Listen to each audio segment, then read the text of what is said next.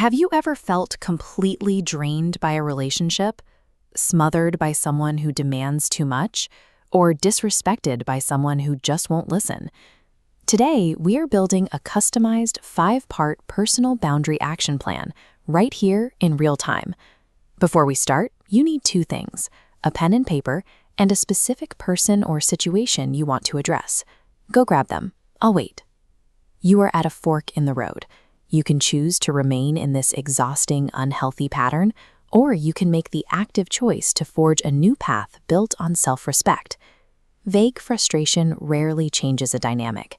Writing this down creates the objective structure needed to protect your physical and emotional space. Let's get to work. Step 1 is pinpointing the exact behavior that crosses the line. Write it down.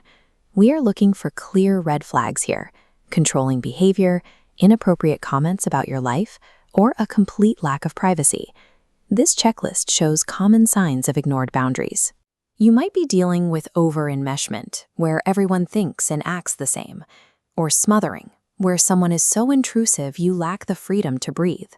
It could also be a total lack of privacy.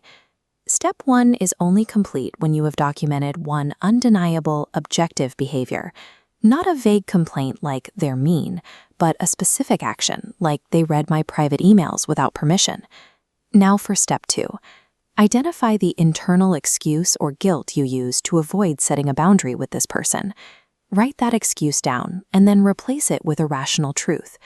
If your unhealthy belief is "I can never say no," cross it out and acknowledge that you have a right to take care of yourself. An external boundary struggles to hold weight if the internal guilt undermining it remains unaddressed. Resolving that conflict first allows your actions to stay consistent. Step 3 is drafting the exact words you'll say. Keep your language clear and unemotional. Here are the strict rules. Your script must be a maximum of 2 sentences.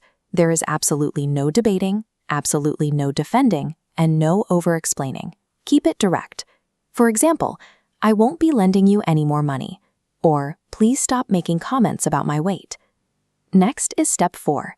A boundary statement has no teeth without a defined consequence. Look at this formula. To make an enforceable rule, you need to fill in the blanks. If you continue this offensive behavior, I will take this specific action. Do not create empty threats. You must scale your consequence to an action you are 100% willing and ready to execute, even if that action is simply hanging up the phone or leaving the room. Pairing a direct script with a guaranteed consequence moves the relationship from a cycle of reaction to a framework of clear expectations. Finally, step 5, commit to the execution of your written plan. Expect pushback. Resistance is completely natural when someone is used to constantly getting their own way with you. When they react negatively, use a self-care toolkit to stay grounded. Breathe in and out. Tighten and release muscles. Repeat a simple mantra in your head, like "This too shall pass."